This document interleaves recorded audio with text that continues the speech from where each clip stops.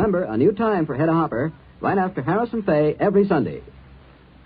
From Hollywood, NBC brings you Hedda Hopper.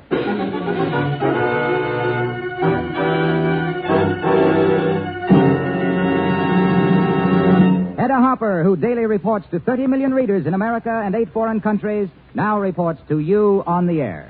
Here is Hedda Hopper's Hollywood, from the desk by the window, looking right down on Hollywood and Vine.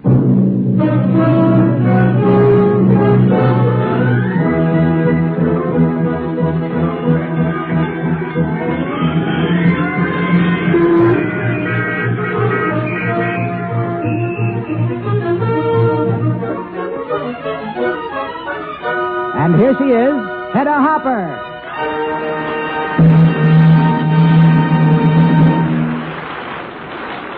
Hello, everybody. Look over my shoulder while I write my column. We'll have news about famous people, the personal visits with Audie Murphy, Senator-elect Nixon, Barbara Stanwyck, and Mr. Penza. Okay, let's go. Robert Taylor, dog-tired and thin as a whip after 7 months with Quo Vadis in Rome, will undergo a serious operation within 2 weeks. He arrived home on Wednesday.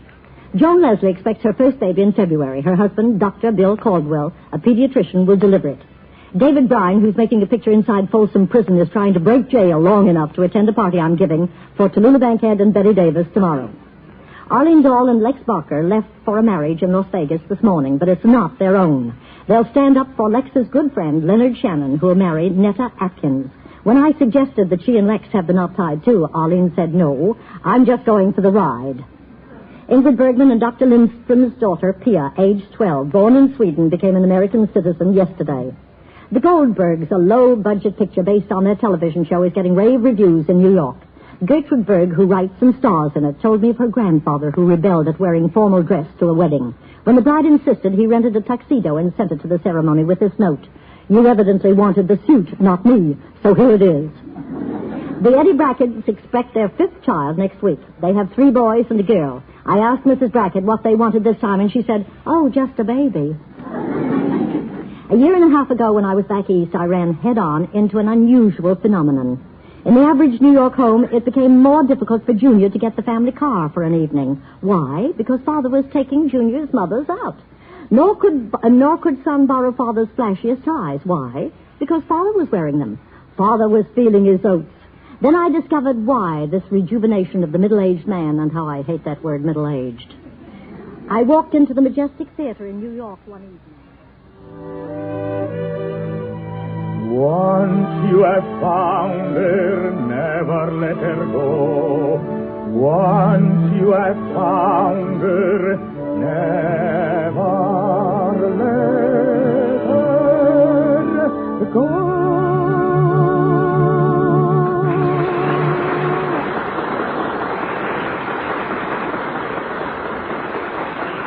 Yes, there he was, the reason himself, Mr. Penza in South Pacific.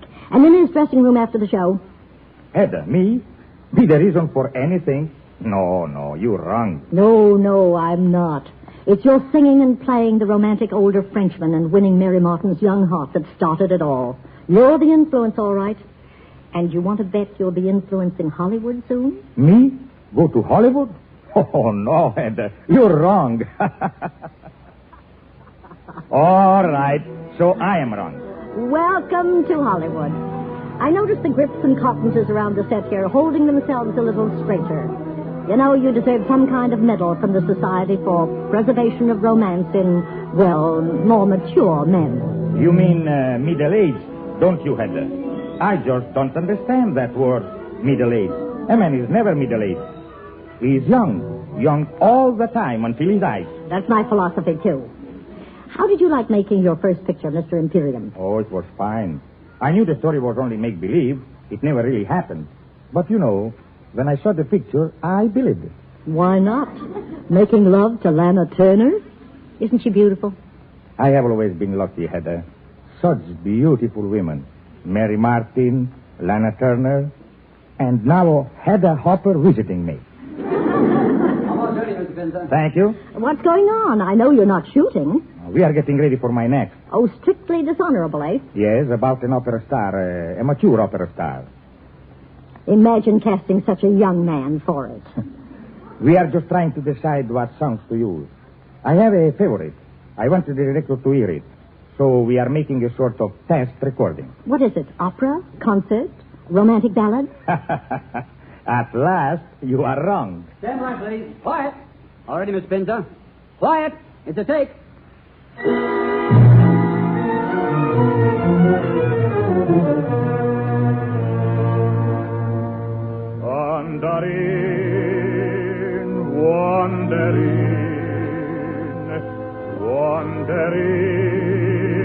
Wandering, holy soul walking on the clouds. Thundering, blundering,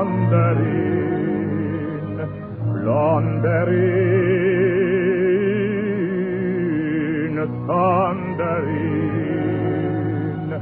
roll apart coming after me.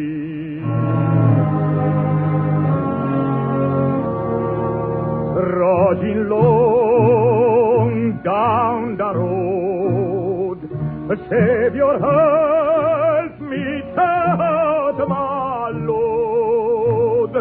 Iago, weak and low, wandering,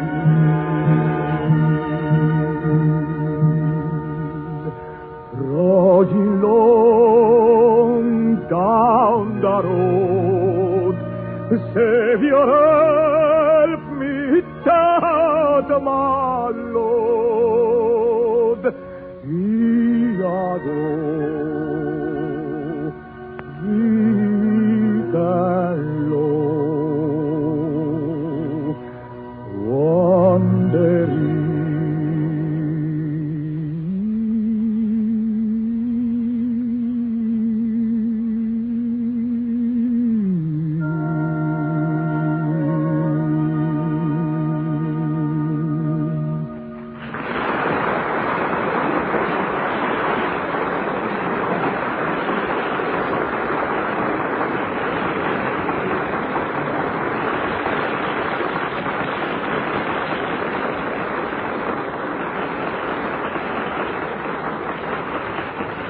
Yes, I was surprised. Mr. Penza's favorite song is a beautiful Negro spiritual. And yes, Mr. Penza is now in Hollywood, and my prediction is that when his picture is released, men in Kansas City and Keokuk will also stand up straighter and feel a lot younger.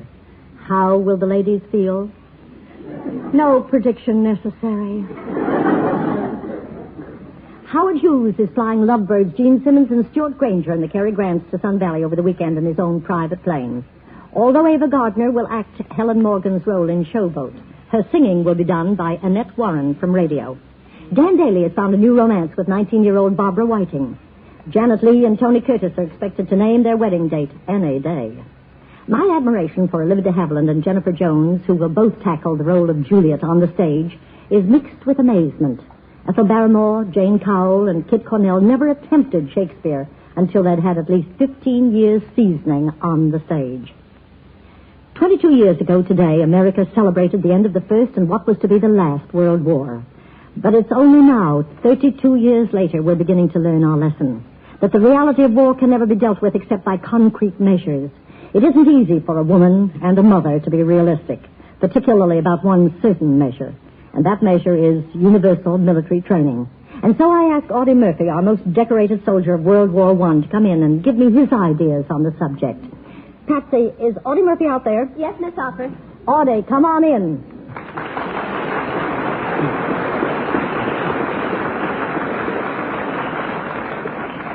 I got your call, Miss Hopper. What's it all about? I heard you talking the other night about universal military training. Oh, now, look, that's a big subject, and I'm no expert. I think you are, Audie. You're also one of us now, an actor. And you're a soldier. Well, there's another war going on right now. Men are fighting and dying. And you've signed up in the National Guard in case they need you for this one. Well, yes. I want to be ready. That's my whole point about universal military training. Gives me a chance to get ready.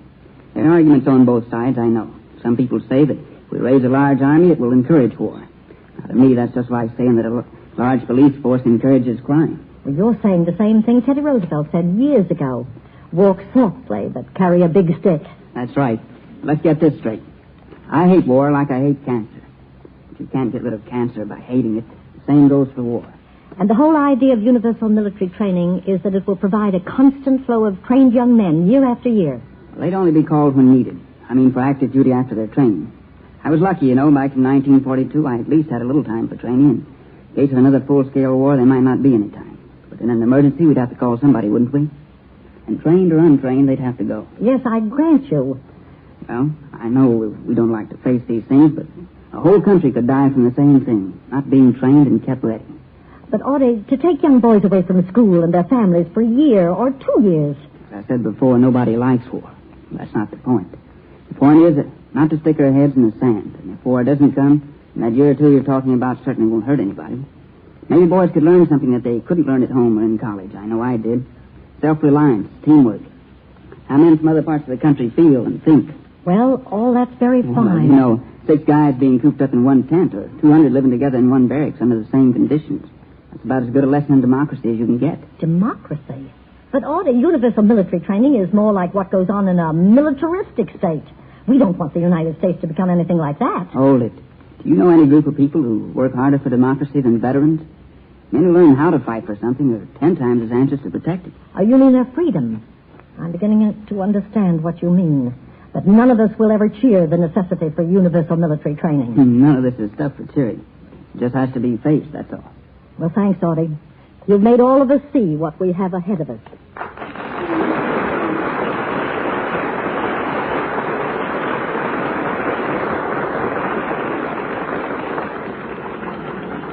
Edward G. Robinson, following the example of folk singer Josh White, appeared before the investigation staff of the House Un-American Activities Committee in Washington to try to clear his name of leftism.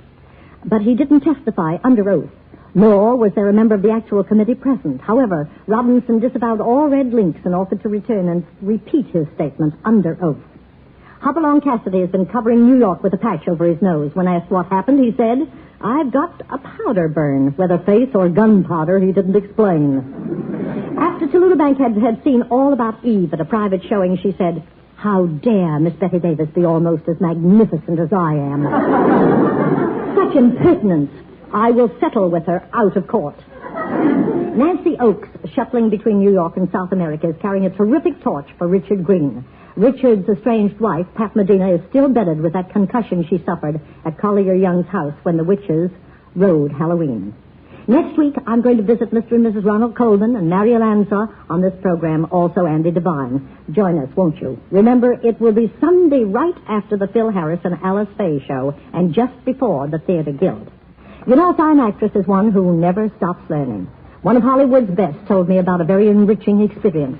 The opportunity to play opposite an actor whose performance will never be forgotten. I knew she was referring to the late and great Walter Houston. His last picture was Paramount's The Furies, and the experience she meant was playing his daughter who was cut from the same mold.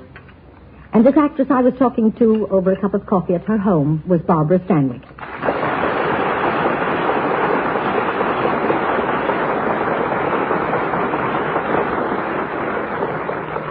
The whole picture, you know, Hedda, was a little furious. Even the love affair between me and Rip, the part Wendell Corey played. There was hatred along with the love. There always is, isn't there? Isn't that what makes love so interesting? It did in The Furies. It had the sort of strong stuff that ballads are made out of. There was a song in the picture, remember? Oh, of course, the ballad about your father. He was like a shadow over your romance. But that romance could be taken right out and told by a storyteller just by itself. The love story. What happens to love in the shadow of a strong and ruthless man? He drugged them cows from out the sloughs at T.C. Roundup time. Yep, T.C. Jeffords, back in New Mexico Territory in 1870. Old T.C. put together a whole kingdom out of land and cattle. The Furies, he called it. And he ruled it like one of them old-time lords. Even printed his own money. But he couldn't rule Vance Jeffords. His daughter, his pride. Just like him. Think she'd ever find a husband with a father like that? Man good enough and strong enough for her? Well, neither did she. Until one night, there at the Furies, Big party going on. A man walked in the door and made everybody stop and look nervous. A gambler. He had no business there either. Why did you come to the Furies? What do they call you? Some call me a grit-eating black-leg gambler. Some call me Mr. Darrow, and some call me Rip. Rip. It fits you. Like a blade cutting right through. This wasn't our dance, Miss Jeffords, and you didn't invite me here. Why did you let on your head? If I had ever seen you, I would have invited you. I'm sure you would have. Oh, modest, aren't you? No. You think you're top man on God's earth. I'm a gambler. When I'm losing, I cut my bets to the minimum. When I'm winning, I let it ride. Are you winning now? Mr. Darrow, may I expect the honor of your call at the Furies on Saturday? Do you always go after what you're after as directly as this? When you know what you're after, why waste time? If I were to come courting you, your father would start his army from the Furies. You're not a man to be afraid. I'm the man whose father your father It's killed. long ago it's forgotten, or it should be. Besides, it was a fair fight. You'll be there, sir.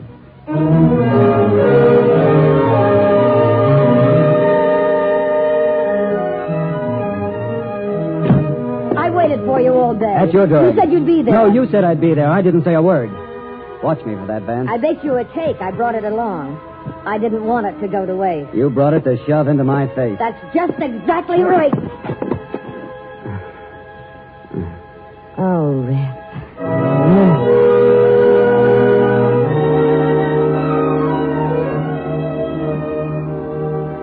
Sometimes a girl meets a man who's strong, who's as strong as she is, and she thinks he's as strong as her father. And when she gets him to the point where he'll ask for her hand, she's so sure that her father won't be able to stop her. Oh, yes, she's so sure. Yes, Mr. Jeffords, I love your daughter. Only you offer me $50,000 if I don't ask for her, if I just get. All right. I'll take the money. Rip. I never told your daughter I'd marry her anyway. That was her idea, not Rip, mine. when you said you'd come Vance, calling... I told you I do my own proposing. You're not ready to marry yet. Not me nor anyone else. Because you're married already to this ranch, to the Furies. Goodbye to the both of you. Rip! Rip, wait! Rip!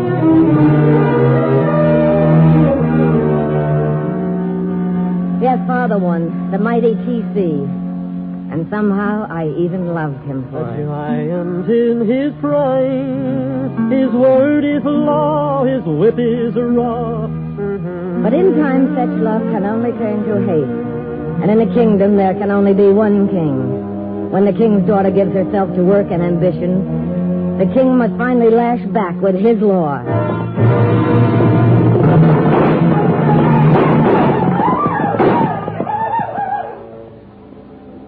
And so with violence, even death, old T.C. rode roughshod on those of his subjects who were my friends.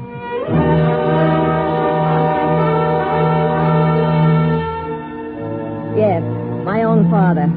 But I swore I'd take his whole world away from him. I'd have the Furies. And by then I hated him so much I was even willing to face once more the man who had thrown me over. The man I hadn't been able to conquer. Vance, Hello, Rip. you've been away a long time. And you marked off the days on the calendar. I only came here because I need money. I have $50,000. 50,000... That's right, Vance, the same. I've kept it here for you. Always intended it for you. It's not my money, it's yours. I'll pay you for the use of it. I hope you know what you're doing. Mr. Darrow, I need that money to wreck my father. You found a new love in your life, haven't you, Vance? You're in love with hate.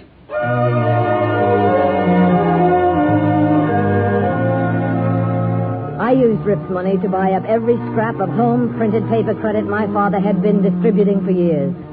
T.C.'s personal currency. In the range country, always backed by his word, but in a bank, useless to him. A huge crate of the stuff to buy T.C.'s cattle. Yes, because though he didn't know it, I was to be the buyer of his cattle at the end of the great roundup. I finally had my father where I wanted him. Well, Vance, what's the matter? The Furies will be yours by tomorrow night, won't it? You've won. What's the matter? Congratulations. Stop it. What you said about hatred, Rip. You mean tomorrow won't be fun for you? No fun at all? Hatred is so lonely. It's taken you a long time to learn it. Like I have. We're the same kind, you and I. We're both out for what we can get, and we're smart. We'd make a good partnership. We might just as well get married. If we married, it'd be more than a business partnership. Come here. But don't ask me to be your husband. Whenever you're wrong, Vance, I'll tell you so. If I'm wrong, you just keep your little mouth shut. Mr. Darrow, sir, I hope you can chew what you just bit off. Only, about tomorrow, Rip, about TC. I know, you'd like it to be a three-way partnership. I'll go through with tomorrow, but yes, I'm all finished with hatred. Thank you, Rip. So the next day I paid my father, and he only roared with laughter. I had outfought him, and he loved me for it, and I didn't want to fight anymore. But hatred and ruthlessness have a way of bringing their own ending. Father! Father!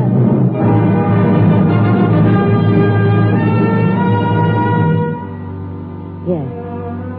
One of those unimportant people the king had once stepped on broke up that three-way partnership before it ever happened. The king was dead. But I knew that someday there would still be a three-way partnership to run the Fury. Rip, me, and a baby boy we would name PC II.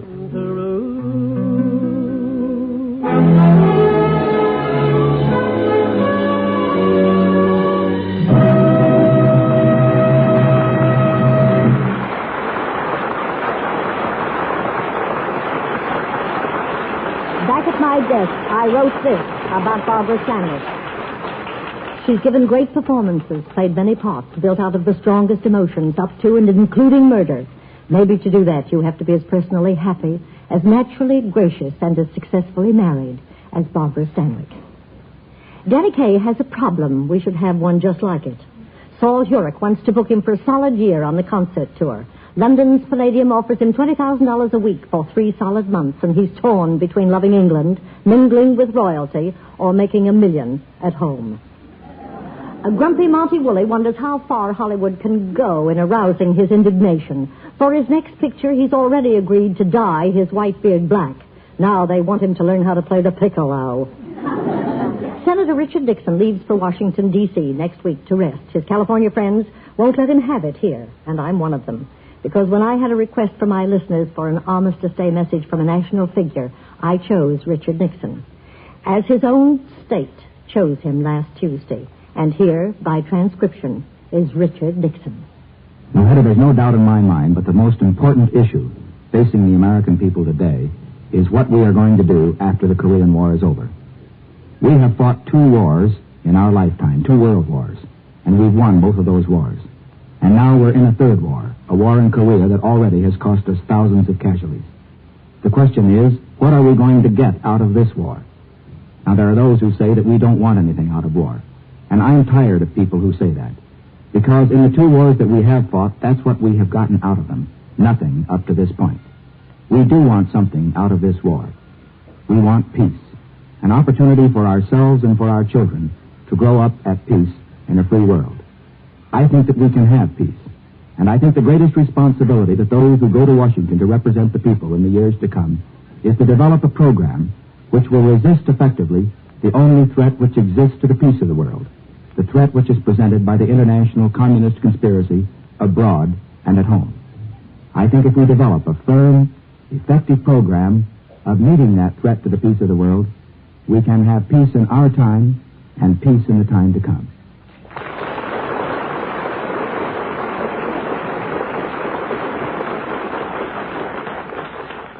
Yes, Americanism was the voice heard throughout the land last Tuesday. Party lines were forgotten. Principle, not party, became foremost.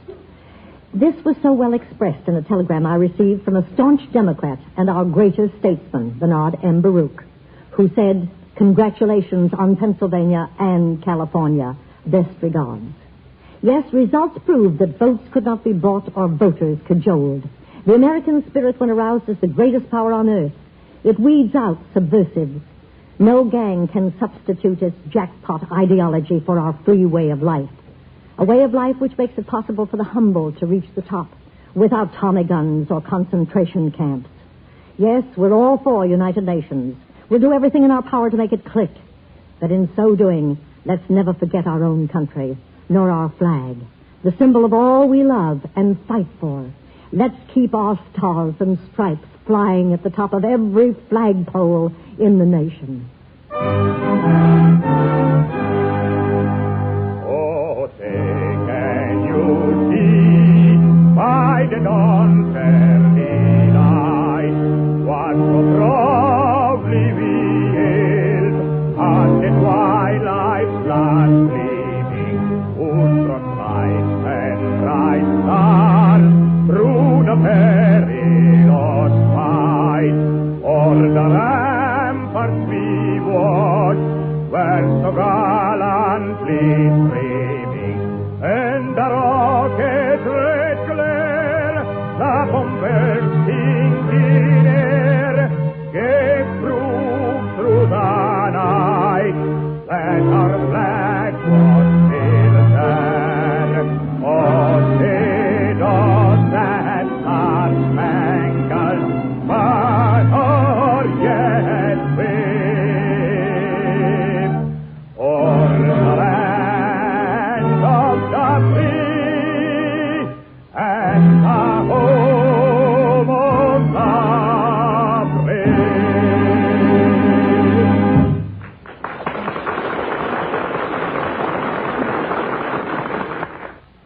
C, the National Broadcasting Company.